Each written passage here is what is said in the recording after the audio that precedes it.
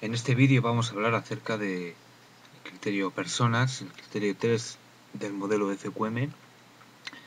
Recordamos que personas en este modelo hace referencia a todas las personas que trabajan en una organización, a todas las personas que están implicadas, comprometidas en las actividades de una organización. Tenemos que recordar algunas claves fundamentales dentro de la visión global de la excelencia de una organización que plantea el modelo FQM. Por un lado tenemos la misión, que es la razón de ser de la organización, y por otro lado tenemos la visión, que es ese horizonte deseado que la organización busca alcanzar y que marca su meta a medio plazo. En ese sentido podemos distinguir distintos niveles de desarrollo de la organización en un continuo que va desde la calidad, entendida en el sentido más básico, como buen funcionamiento, a la excelencia, entendida como el desarrollo pleno del potencial de la organización. En el primer escalón estaría todo lo que tiene que ver con la eficacia y el control de la actividad de la organización. Es decir, una organización que es capaz de alcanzar el funcionamiento que espera, que ha planificado y que para ello desarrolla todo un conjunto de actividades de control de su propia actividad, corrigiendo errores o deficiencias, previniendo la aparición de errores o deficiencias y haciendo una revisión continua, una mejora continua de sus procesos. En el siguiente escalón tendríamos la orientación hacia el cliente, que significa no solamente mirar la organización hacia adentro, sino mirar las necesidades, las expectativas de las personas que al final son los destinatarios de la actividad de la organización. Ahí hay una serie de actividades relacionadas con satisfacer demandas, pero también con identificar necesidades que los clientes tienen. Pero incluso un poco más allá de esto, tendríamos el desarrollo pleno del potencial de la organización. Es decir, que la organización sea la mejor versión posible de sí misma, que desarrolle sus capacidades y sus talentos plenamente y que por lo tanto, que es el objetivo último al final de una organización, genere valor a la sociedad y a los clientes, genere valor de forma sostenida en la sociedad en la que se sitúa y en relación a las personas a las que sirve. Pues bien, una idea clave que ahora mismo existe cierto consenso en todas las organizaciones, independientemente del tipo que sean, es que las personas, la gente implicada en el funcionamiento de la organización, son la principal palanca para el cambio y para la mejora. Es decir, aunque podamos entender que el desarrollo tecnológico, incluso el liderazgo, los recursos económicos son aspectos clave, sin embargo, existe cada vez más una conciencia de que al final la mejora a medio plazo y el logro en los objetivos que una organización se plantea tienen que ver con la manera de volcar todo el talento y el potencial de las personas en los objetivos de la organización. Bueno, hay que tener en cuenta que en nuestro caso un centro educativo pues es un tipo de organización con sus peculiaridades diferentes a las que puede ser, por ejemplo, por decir algo, una fábrica de coches, mientras que en una fábrica cada uno de los procesos suele relacionarse con una zona de la fábrica, con un conjunto de instalaciones, máquinas y con personas que operan en ese conjunto. En el caso de la educación, los procesos en general son intangibles. El proceso de acción docente o el proceso de tutoría no está ubicado en un lugar físico, sino que se desarrolla, es una actividad que se desarrolla en las aulas y a veces fuera de las aulas, y es una actividad que tiene que ver con la transmisión de conocimientos, de valores, la relación personal, toda una serie de factores que son intangibles. Pues bien, esto nos lleva a la siguiente idea. En un porcentaje muy alto, nuestro sistema de gestión y nuestro sistema entendido en un sentido más amplio, nuestros procesos, están montados en el cerebro de las personas. Es decir, es la manera de actuar, la manera en que las personas llevan a cabo su actividad, los criterios, valores, sus creencias, sus habilidades.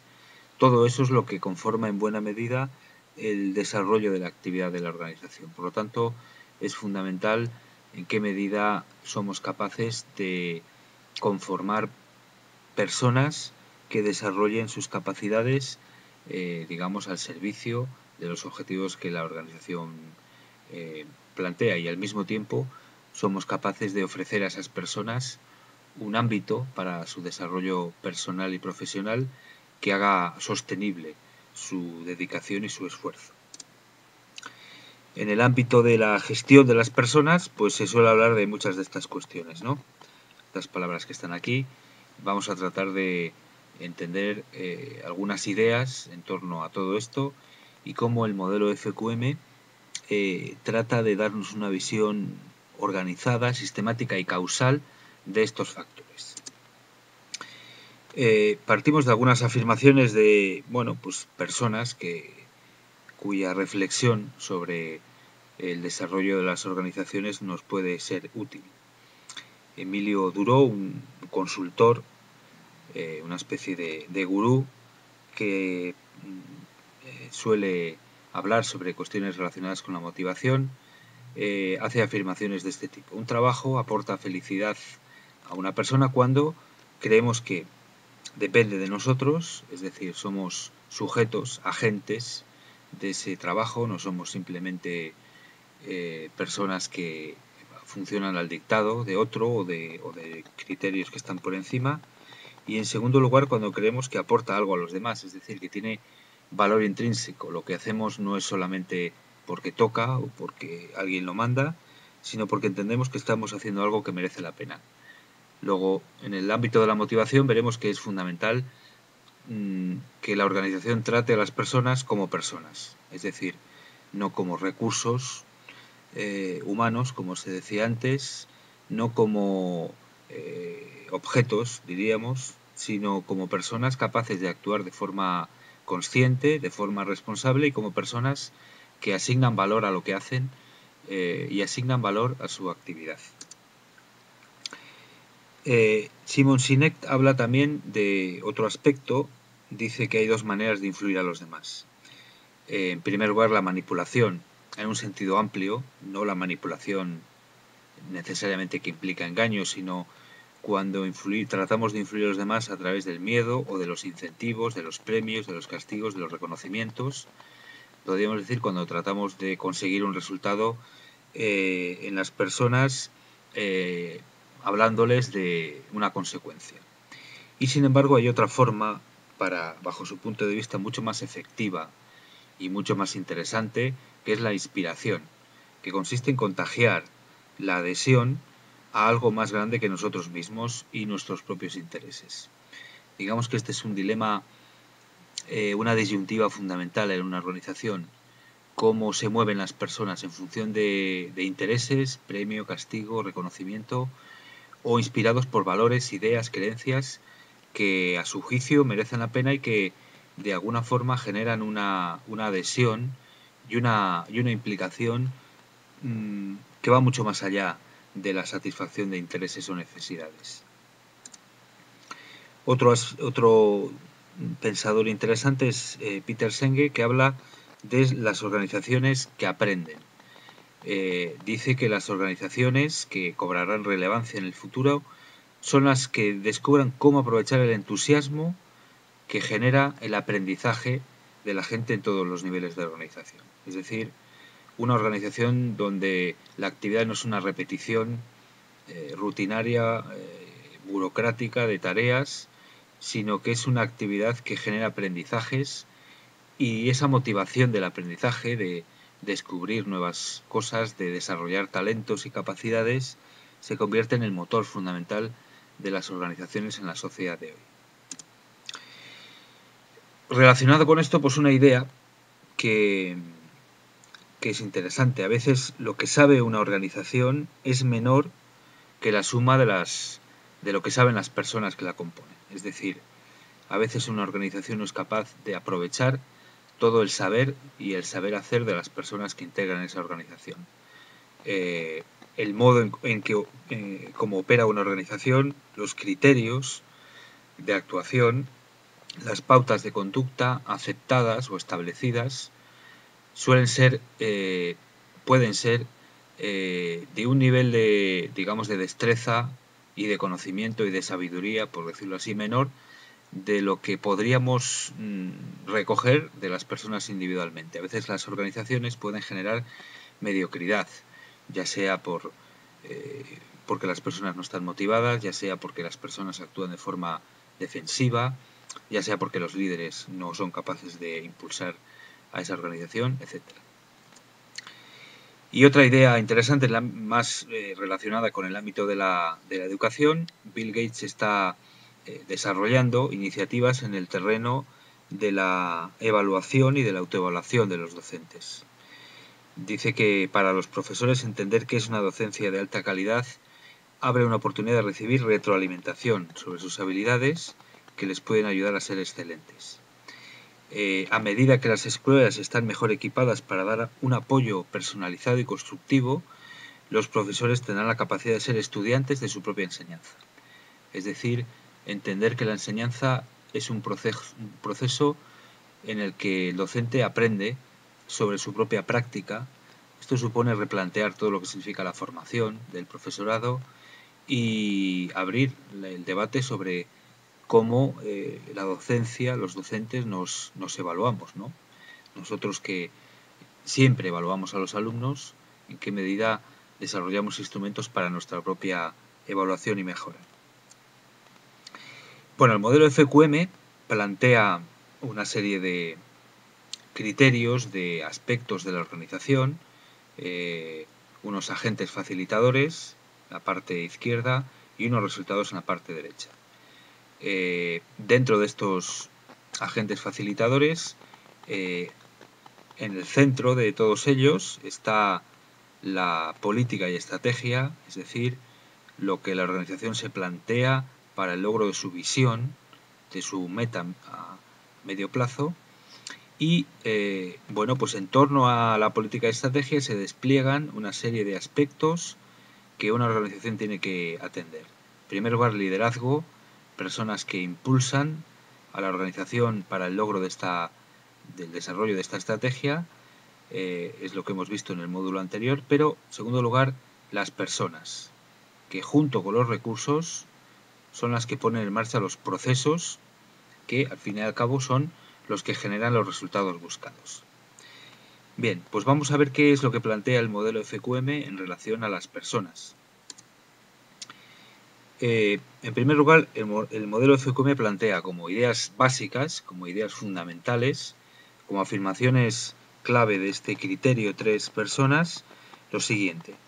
Las organizaciones excelentes, en primer lugar, crean una cultura que permite conciliar los objetivos personales de los trabajadores, de las personas implicadas y los objetivos de la organización. Es esta idea que también plantea Covey de una relación win-win, es decir, una relación donde las dos partes salen ganando. Si no existe este beneficio mutuo, difícilmente se logran los objetivos y se genera valor sostenible. El segundo aspecto es que la organización contribuye a desarrollar las capacidades de las personas y lo hace de una forma justa y con criterios de igualdad. Es decir, la organización no solamente utiliza, entre comillas, a las personas, sino que las hace mejores. Y si no las hace mejores, es muy difícil que logre sus objetivos. En tercer lugar, la organización se preocupa, reconoce, recompensa, cuida a las personas. Las personas no solamente necesitamos incentivos, sino que necesitamos sentirnos personas allí donde estamos.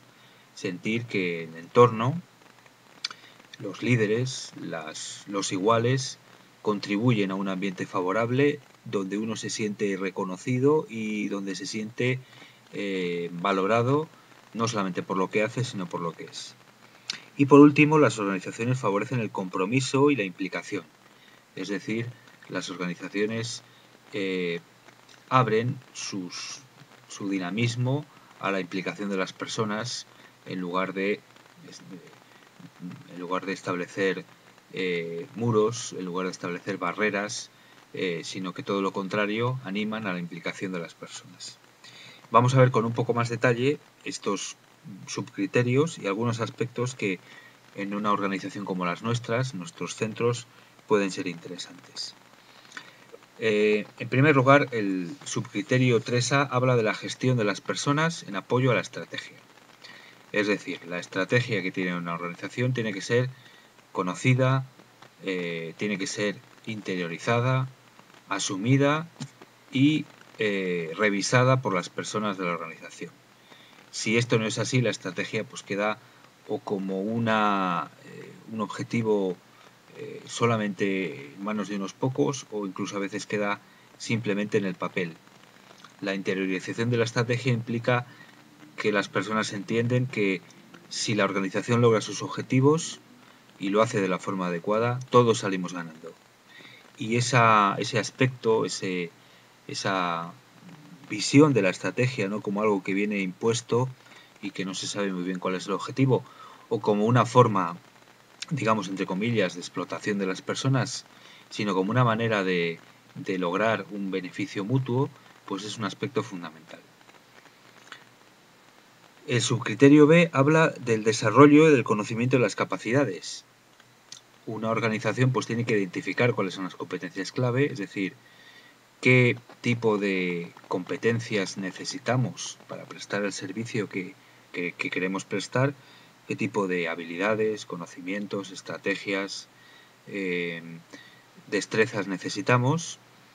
Tiene que definir planes de formación para que las personas adquieran y desarrollen esas competencias.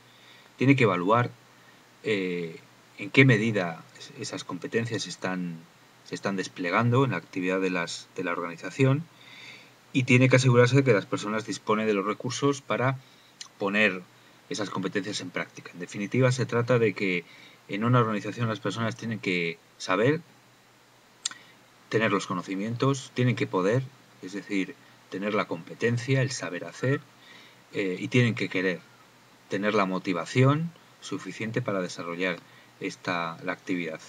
Y este es un aspecto fundamental, lo que tiene que ver con la gestión del conocimiento, la gestión de la motivación y la gestión del aprendizaje en la organización. Tercer aspecto es que las personas se implican y asumen responsabilidades. Se trata de impulsar una cultura que valora la dedicación, el talento, la creatividad, que reconoce las iniciativas, favorece que las personas emprendan proyectos, desarrollen innovaciones, que la organización da poder para que las personas se impliquen, porque evidentemente muchas veces la falta de implicación de las personas viene determinada porque hay alguien que acapara el poder y no quiere dar juego. Es difícil que alguien se implique si considera que no va a poder decidir los aspectos de la actividad. Ya hemos visto antes que para que un trabajo nos aporte felicidad tenemos que tener la sensación de que lo controlamos, de que es el resultado de nuestra actividad. Y por último, que las personas se implican en la revisión y la mejora. Cómo funciona una organización lo sabe a ciencia cierta las personas que están ahí. Si esas personas no están implicadas en la mejora, es muy difícil que la organización mejore. El cuarto aspecto, las personas se comunican eficazmente. La comunicación tiene una importancia capital en una organización, entendiendo por comunicación algo más que la transmisión de información, es la capacidad de comunicar lo que pasa, lo que pensamos, lo que sentimos, de dialogar, de reflexionar y de ponernos de acuerdo. Por eso es importante comprender qué comunicación necesitan las personas, desarrollar planes de comunicación y animar a las personas a compartir la información y el conocimiento. Y por último, el subcriterio 3E habla del reconocimiento y recompensa y atención a las personas, digamos lo que tiene que ver con la motivación. En primer lugar, el reconocimiento y la recompensa tiene que estar alineado con la estrategia. Es decir, la manera en que se reconoce y lo que se reconoce tiene que ser aquello que está orientado a los objetivos que la organización tiene. Reconocer cosas que no contribuyen a la estrategia significa desviar a las personas del objetivo. Si la estrategia marca, nos hace apuntar hacia el objetivo, hay que incentivar aquello que nos acerca hacia los objetivos y no otras cosas. Esto hay que conjugarlo con el cuidado igualitario de las personas, con que las personas se sientan respetadas, acogidas, y la organización sea capaz de hacerles sentir que no son simplemente recursos. Aquí está todas las cuestiones que tienen que ver con la vida familiar, respeto a las diferencias, pero también con el cuidado, la atención a las situaciones personales y a todo aquello que en la vida de una persona es importante. Promover una cultura de apoyo y cuidado mutuo, el fomento de un entorno seguro y saludable, como otros aspectos relacionados con el cuidado de las personas, y animar a las personas a participar en actividades en beneficio de la comunidad. Si la organización se entiende a sí misma como una organización responsable socialmente, pues esto también ha de ser trasladado a las personas para que ellas actúen en consonancia con esta idea.